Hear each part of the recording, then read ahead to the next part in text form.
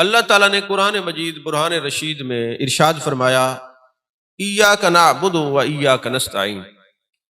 آپ سب کو یہ آیت آتی ہے کیونکہ یہ سورہ فاتحہ شریف کی آیت ہے۔ اسرار و رموز تصوف کے بڑے قابل توجہ ہیں۔ عربی کا اصول یہ ہے واحد، تثنیہ اور جمع۔ کسی ایک چیز کو واحد کہتے ہیں، دو چیزوں کو یا دو اشخاص کو تثنیہ کہتے ہیں، تین یا تین سے زیادہ اس کو جمع کہتے ہیں۔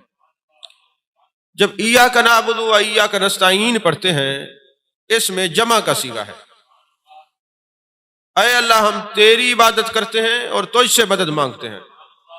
اصول یہ تھا اگر کوئی بندہ اکیلا پڑھ رہا ہوتا سورہ فاتحہ تو وہ پڑھتا ایاک اعبد و ایاک استعین، کہ میں تیری عبادت کرتا ہوں اور تجھ سے مدد مانگتا ہوں، اور یہاں ہے ایاک نعبد و ایاک نستعین، ہم تیری عبادت کرتے ہیں، ہم تجھی سے مدد مانگتے ہیں، ہم تیری عبادت کرتے ہیں، ہم تجھ سے مدد مانگتے ہیں۔ آپ اکیلے پڑھ رہے ہیں تب بھی ہم،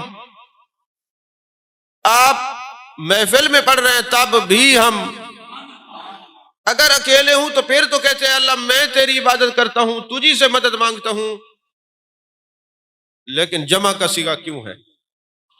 ہم تیری عبادت کرتے ہیں اور تجھی سے مدد مانگتے ہیں۔ جمع کا صیغہ اس لیے ہے، اس کے بعد فوراً صراط مستقیم کا ذکر ہے، صراط مستقیم کے بعد انعام یافتہ لوگوں کا ذکر ہے۔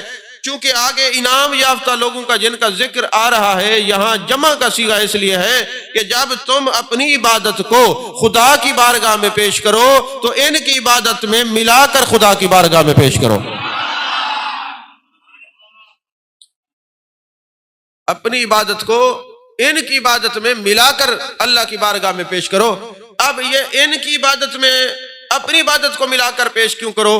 پھر وہ ایک اجرت کا قانون بیان کرتے ہیں کہ اگر کوئی بندہ 2 من کھجوریں بازار سے لیتا ہے، اس میں 20 کلو خراب ہوتی ہیں اور جناب والا باقی جو ہے وہ 60 کلو ٹھیک ہیں، اب عقل یہ کہتی ہے جو خراب ہے وہ واپس کر دو اور جو ٹھیک ہے وہ رکھ لو، لیکن اجرت کا قانون ہمیں یہ بتاتا ہے جب سودا ہوا تھا ساری کا ہوا تھا، رکھنی ہے تو ساری رکھ لو، واپس کرنی ہے تو ساری کر لو۔ کہا جب تم نماز میں کھڑے ہو کر یہ کہو گے اے اللہ ہم تیری عبادت کرتے ہیں اور تجھ سے مدد مانگتے ہیں، اور جب یہ جمع کا صیغہ بول کر اپنی عبادت کو نبیین کی عبادت میں شامل کر کے، صدیقین کی عبادت میں شامل کر کے، صالحین کاملین واصلین عاشقین مردین کی عبادت میں شامل کر کے خدا کی بارگاہ میں پیش کریں گے، قانون خدا کا ہے، رکھے گا تو ساری، رد کرے گا تو ساری۔ کہا جب تم اپنی عبادت کو ان کی عبادت میں ملا کے پیش کرو گے، ہو کیسے ہو سکتا ہے ان کی عبادت رد ہو، ان کی وجہ سے تمہاری عبادت بھی قبول ہو جائے گی۔